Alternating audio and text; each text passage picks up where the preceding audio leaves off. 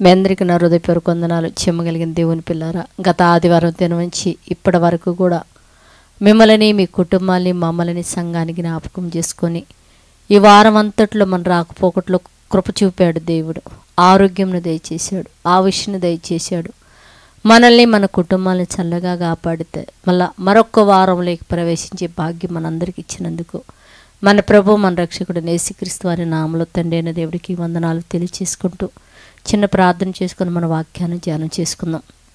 పరిశుద్ధుడా, జీవము కలిగిన మా పరలోకపు తండ్రి, నాయన నీ కృప కలిగిన నామానికి వందనాలు. నైనా ఈ దినం విలువైన మాటలు మేము ధ్యానం చేసుకోపోతుండగా వినగలిగే చెవి, గ్రహించగలిగే హృదయం బిడ్డలకి ఇమ్మని చెప్పుతున్న నన్ను కూడా పరిశుద్ధాత్మ శక్తితో నింపి నీ పిల్లలతో మాట్లాడే భాగ్యమని గురించి సహాయం చేయమని, నీ పిల్లల కుటుంబాల్లో శాంతి సమాధానాలను మంచి ఆరోగ్యంతో నింపి మీరు మహిమ పొందమని మా రక్షకుడు నీ కుమారుడు యేసుక్రీస్తు వారి నామములను ప్రార్థన అడిగి వేడుకుంటున్నాం తండ్రి, ఆమెన్. జీవము కలిగిన దేవుని పిల్ల మరొకసారి మీ అందరికీ నా హృదయపూర్వక వందనాలు తెలియచేసుకుంటూ, మరి ఈరోజు మనకందరికీ తెలుసు ప్రేమికుల దినము అని చెప్పుకోవచ్చు. దేవుని పిల్లలారా, ప్రేమికులందరూ కలుసుకొని ఇదిగో మేము భూమి మీద ఒకళ్ళని ప్రేమించుకొని పెళ్లి చేసుకొని మేము ఇన్ని సంవత్సరాలు కలిసి ఉన్నాము, ఇదిగో మేము ప్రేమించుకుంటున్నామని చెప్పేసి ప్రేమికులు దినం అనేది ఒకరోజు నియమించుకొని అందరూ సంతోషపడతారు, ఆనందంగా ఉంటారు అని చెప్పుకోవడంలో సందేహం లేదు. దేవుని పిల్లారా, నిజంగా ఈ ప్రేమను అంటే భూమి మీద ఒక స్త్రీ పురుషుడు కలిగి ఉన్న ఈ ప్రేమ అది ఎంతవరకు నిజము, ప్రేమించుకుంటున్నామని చెప్పుకుంటున్న వాళ్ళు కూడా ఆ ప్రేమ ఎంతవరకు ఎన్ని రోజులు నడిపించగలదు అని మనం చూడగలిగితే దేవుని పిల్లలారా, చాలామంది ప్రేమించుకుంటున్నామని చెప్పి ఎంతగానో 2 సంవత్సరాలు ప్రేమించుకునే వాళ్ళు ఉంటారు, 10 సంవత్సరాలు ప్రేమించుకున్న వాళ్ళు ఉంటారు, 5 సంవత్సరాలు ప్రేమించుకున్న వాళ్ళు ఉంటారు, నెల రోజులు ప్రేమించుకునే వాళ్ళు ఉంటారు, 10 రోజులు ప్రేమించుకునే వాళ్ళు ఉంటారు. ఇలా ప్రేమించుకొని పెద్దలతో చెప్పి వివాహాలు చేసుకున్న వాళ్ళు ఉంటారు, లేదా గుళ్ళకి వెళ్ళి తాలిబొట్టు కట్టుకొని వచ్చిన వాళ్ళు కూడా ఉంటున్నారు. దేవుని పిల్లరా, ఇలా ఉన్నప్పటికీ వాళ్ళు ఎంతకాలము కలిసి ఉంటున్నారు, ఎంతకాలము వాళ్ళు ఉండగలుగుతున్నారు, వాళ్ళ ప్రేమ వలన జీవితంలో వారికి సంతోషం ఉందా?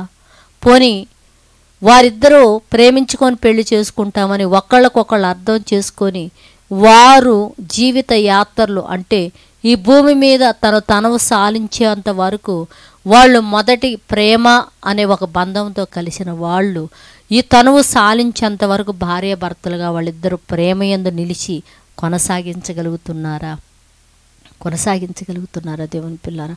లేదు, కొద్ది దినాల్లోనే ఒకళ్ళ మనస్సు ఒకళ్ళు అర్థం చేసుకోలేక ఒకళ్ళ మాటకొకళ్ళు లోబడకుండా ఇడిపోయే స్థితిలో ఉన్నారంటే దేవుని పిల్లారా, భూమి మీద మనం చూడగలిగితే దేవుడు ఒక మాట చెప్తున్నాడు. ఏంటి అని మనం చూడగలిగితే 1 కొరింథీ పత్రిక 13వ అధ్యాయము 13వ వచనములో లాస్ట్లో ఒక ప్రేమంట శ్రేష్టమైనది ఏంటి అంటే ప్రేమ అని రాయబడింది. దేవుడు అన్నిటిలో శ్రేష్టమైనది ఏదన్నా ఉందంటే అది ప్రేమ అన్నాడు.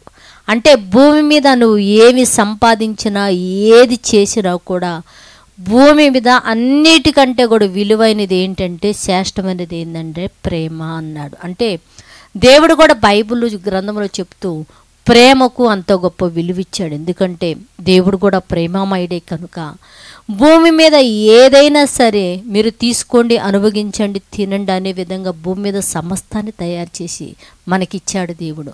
భూమి మీద కూడా మనం చూడగలిగితే దేవుని పిల్లరా, పైన ఆకాశంలో ఉంచి మనకు వర్షం కురుస్తుంది. మన కోసమే త్యాగం.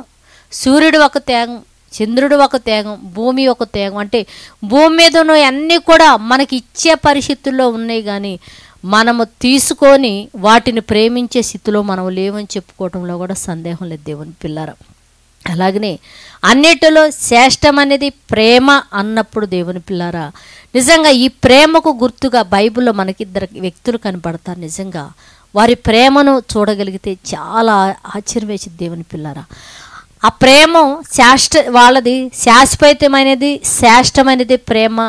శ్రేష్టమైన ప్రేమ యందు ఎవరైతే నిలిచి ఉంటారో వాళ్ళు చక్కగా ఫలించే అవకాశం ఉంటుంది, మాదిరికరమైన జీవితాన్ని జీవించే అవకాశం ఉంటుంది. ఆ ప్రేమను బట్టి వాళ్ళకి అనేక మందికి ఇదిగో నిజమైన శ్రేష్టమైన ప్రేమ ఎలా ఉంటుందో చూపించే అవకాశం కూడా ఉంటుంది దేవుని పిల్లలు. అట్లా కాకుండా ఏదో కొద్ది రోజులు కలిసి ఉండి చిన్న చిన్న గొడవలకి వాళ్ళ మనం చూడగలిగితే సినిమా స్టార్స్ అంటే సినిమాలో యాక్షన్ చేసే వాళ్ళ కాడ నుంచి, పాటలు పాడే వాళ్ళ కాడ నుంచి, సీరియల్స్లో నటించే వాళ్ళ కాడ నుంచి కూడా మనం చూడగలిగితే దేవుని పిల్లల వింటూ ఉంటే ఎంత భయం వేస్తుందంటే, ఇదిగో వీళ్ళు ప్రేమించుకున్నారు, ఇదిగో ప్రేమించుకొని పెళ్లి చేసుకున్నారు, ఇదిగో ఒక సీరియల్ వీళ్ళిద్దరు కలుసుకొని ప్రేమించి పెళ్లి చేసుకున్నారు, 1 సంవత్సరానికి వీళ్ళిద్దరు విడిపోయారు, ఇదిగో 2 సంవత్సరాలకి వీళ్ళిద్దరు విడిపోయారని చెప్పేసి వాళ్ళని గురించి మాట్లాడుతుంటే ఇది నిజంగానే ప్రేమ, ఆకర్షణ, లేకపోతే ఆ సినిమాలో సీరియల్స్లో అలా నటించి ఒకళ్ళు ఆకర్షించుకొని ఏదో కొద్ది రోజులు వాళ్ళ అవసరాలు తీర్చుకొని ఒకళ్ళొకళ్ళు వదిలిపెట్టుకున్నారని చెప్పేసి మనకు కూడా అనుమానం. అంటే ప్రేమ ఇంత నీచమైనదా, ప్రేమ ఇంత చిన్నదా అనని మనకు కూడా అవి వింటున్నప్పుడు ఒక రకంగా అసహ్యంగా అనిపిస్తుంటుంది. ప్రేమ ఏంది ఇంత చిన్నదా, ఇలాంటిదా ప్రేమ అనిపించింది. కానీ బైబిల్ గ్రంథంలో దేవుడు మాట్లాడుతూ ఏముందంటే ప్రేమ శ్రేష్టమైనది అని రాయబడింది. శ్రేష్టమైనది ప్రేమ అంటే ప్రేమ ముందు ఏది కూడా విలువైనది కాదు అన్నట్టుగా మనకు చెప్తున్నాడు.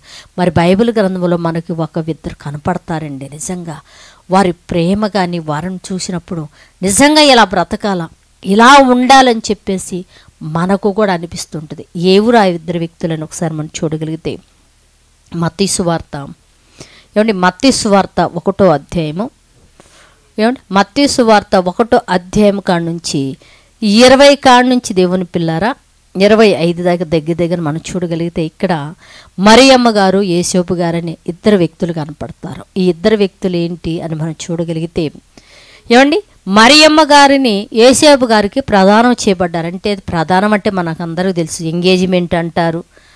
ఎంగేజ్మెంట్ అంటే పెళ్లి కాక మునిపే వీళ్ళిద్దరు భార్యాభర్తలు కాబోతున్నారని అటివారు ఆ ఇంటివారు ఈ ఇంటివారు అంటే అబ్బాయి ఇంటివారు అమ్మాయి ఇంటివారు కలుసుకొని 10 మందితో కూడి ఇదిగో వీళ్ళిద్దరికి వివాహం కాబోతుందని చెప్పేసి ఏం చేస్తారంటే మనుషుల మధ్యన వాళ్ళిద్దరి గురించి తెలియజేయటం అనేది జరుగుతుంది. అలా తెలియచేసినప్పుడు దేవుని పిల్లలు ఆ తర్వాత ఎవరు దావనోళ్ళు వెళ్ళిపోతారు. కొంతకాలానికి ఏమైపోద్దంటే ఇదిగో వీళ్ళిద్దరికి పెళ్ళి అవుతుందని చెప్పేసి మరొక ముహూర్తం పెట్టి వివాహం చేయటం అనేది మనం చూస్తుంటాం. కానీ ఇక్కడ ఏమైందంటే మరియమ్మ గారికి యేసేపు గారికి ప్రదానం చేయబడ్డది. ప్రదానం చేయబడిన మరుక్షణము ప్రవక్తలు రాసిన ప్రణాళిక చొప్పున మరియమ్మ గారు యేసేపుతో వివాహం కాకమునిపే పరిశుద్ధ ఆత్మ వలన గర్భం ధరించడం అనేది మనం చూడగలుగుతున్నాం. గర్భం ధరించిన మరుక్షణమే యేసేపు చాలా మంచివాడు. అంటే అర్థం ఏంటంటే నీతిమంతుడై చాలా ఎక్కువగా ఆమెను ప్రేమించాడని చెప్పుకోవటంలో కూడా సందేహం లేదు దేవుని పిల్లారా. ఆమెను ప్రేమించాడు కనుక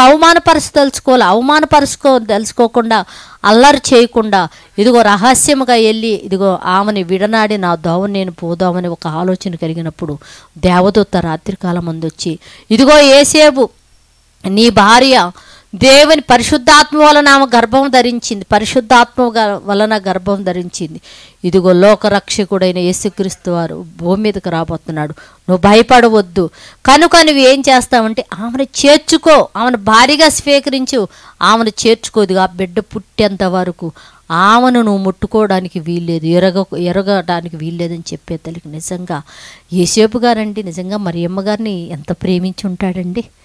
ఏమంటే ఒకవేళ దేవదూత చెప్పినప్పటికీ ఇదిగో నేను ఈ విధంగా వెళ్ళి ఆమెను ఆదరిస్తే నాకు ఎన్ని అవమానాలు ఎన్ని ఇబ్బందులు వస్తాయి నాకెందుకులే అనుకోలేదు. కానీ మరియమ్మ గారిని ప్రేమించాడు కనుక, ఎందుకంటే నాకు భార్య కాబోతుంది, భార్య అయిపోయి చాలామంది కూడా చూడండి ఎంగేజ్మెంట్ చేసుకున్న తర్వాత మరి ఆమెకు సెల్లు కొని పెట్టను, ఫోనులో మాట్లాడను, నీకు ఏ చీర అంటే ఇష్టం అని చెప్పి మాట్లాడి పెళ్లి కాకముందే చక్కగా వాళ్ళిద్దరూ ఒక అవగాహన కలిగిన వారి ఒకళ్ళతో ఒకళ్ళు మాట్లాడుకుంటూ చాలా దగ్గర సంబంధం కలిగి ఉంటారు. అంటే మరియమ్మ గారు యేసేపు గారి పరిస్థితి కూడా మనం చూడగలిగితే ప్రదానం చేయబడింది, చాలా ఇష్టపడ్డట్టుగా కూడా మనం చూస్తాం. అందుకని ఆమెను అవమానపరచకుండా రహస్యంగా వెళ్ళి విడనాడాలనుకుంటాడు. కానీ ఎప్పుడైతే దేవదూత వచ్చి చెప్పిన మరుక్షణమే మరియమ్మ గారిని చేర్చుకున్నాడు దేవుని పిల్లారా. చేర్చుకొని ఇదిగో అనేక మంది మనం చూడగలిగితే ఇక్కడ మనం చదవగలిగితే దేవుని పిల్లారా అతడు ఈ సంగతుల గురించి ఆలోచించుచుండగా ఇదిగో ప్రభుదూత వచ్చి అతనికి ప్రత్యక్షమయ్యి, దావీదు కుమారుడైన యేసేబు, నీ భార్యను మరిను చేర్చుకొనుటకు భయపడకు. ఆమె గర్భం ధరించింది పరిశుద్ధాత్మ వలన. ఆమె ఒక కుమారుని కను. తన ప్రజలుంచి వారి పాపలుంచి ఆయనే వారిని రక్షించునని అతనికి యేసు అనే పేరు పెట్టు అని చెప్పి ఇలా చెప్పి ప్రవక్త ఇదంతా రాశాడు. కనుక ఆమెని ఆ బిడ్డ పుట్టేంత వరకు ఆమెను నువ్వు ఎరగకూడదు, ముట్టుకోకూడదని చెప్పంగానే తిరిగి మరియమ్మ గారిని చేర్చుకోవటము, తర్వాత యేసుక్రీస్తు అనే లోకరక్షకుడు భూమి మీదకు వచ్చేంత వరకు కూడా మరియమ్మ గారిని ముట్టుకున్నట్టుగా. ఏమంటే ఒక యవన కాలంలో ఉన్నారండి మరియమ్మ గారు కానీ యేసేపు గారు కానీ. ఒక యవన కాలంలో ఉన్నా సరే యేసుక్రీస్తు పుట్టేంత వరకు కూడా ఆమెను ముట్టుకోకుండానే దేవుని పిల్లారా యేసు అనే పేరు నామకరణం చేసినట్టుగా కూడా మనం, అంటే ప్రేమ అనేది ఎంత శ్రేష్టమైంది మీరు ఆలోచించండి.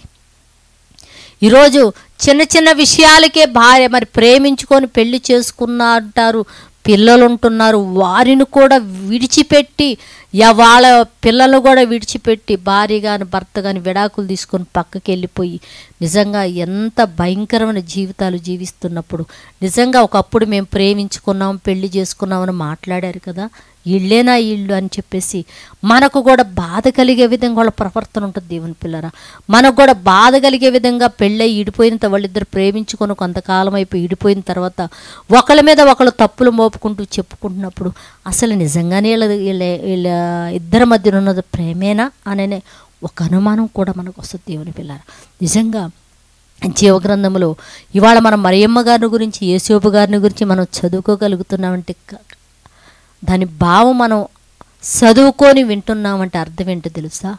అన్ని విషయాల్లో ప్రేమ అనేది శ్రేష్టమైనది. అంటే ప్రేమ అన్నిటినీ సహించిదని అర్థం. దేవుని పిల్లలు అన్నిటినీ సహించి జాగ్రత్త కలిగి బ్రతుకుతారు. ప్రేమలో ఉన్న గణం ఒకళ్ళను ఒకళ్ళు విడిచిపెట్టి బతకలేరు. అది చిన్న తప్పు అయినా పొరపాటైనా సరి చేసుకొని శ్రేష్టమైన ప్రేమలో వాళ్ళు సాగిపోతారు, కానీ ఒకళ్ళకొకళ్ళు ఇడిపోరు. అంటే నిజంగా మీరు ఒక ప్రేమికులుగా ఇవాళ ఏదన్నా ఒక మంచి కార్యక్రమం చేసుకుంటున్నారు, సంతోషపడుతున్నారంటే మీ జీవిత యాత్ర ముగిసే అంతవరకు ప్రేమించుకొని జంటలుగా మారుతున్న మీరు కలిసి ఉన్నారని నమ్మకం మీకుందా?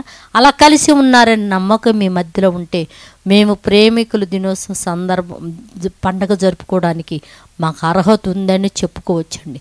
అదే మీరు కొద్ది రోజులే కలిసి విడిపోయేవారిగా ఉంటే ప్రేమను గురించి చెప్పడానికి కానీ ఆ ప్రేమ దినోత్సవంలో పాల్గొనే ఆ స్థితి కూడా లేకుండా ఉండటమే మేలు అని కూడా మనం చెప్పుకోవచ్చు. దేవుని పిల్లారా, అందుకని ప్రేమ అనేది చాలా శ్రేష్టమైన దేవుని పిల్లలు. అందుకని మహానుభావుడైన యేసుక్రీస్తు వారి దగ్గర కూడా మార్కు సువార్త 10:17 10:21 వచనంలో ఒక మాట రాయబడింది. దేవుని పిల్లలు చూద్దాం.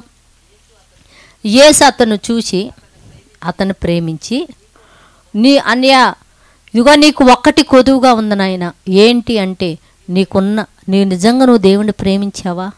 పరలోకాన్ని ప్రేమిస్తున్నావా? వెళ్ళాలని ఒక ఆలోచన ఉందా? ఆలోచన కానీ నీకుంటే నువ్వేం చేస్తావంటే నీకు కలిగిన అమ్మేసి పేదలకు ఇచ్చి నన్ను వెంబడించమన్నాడు.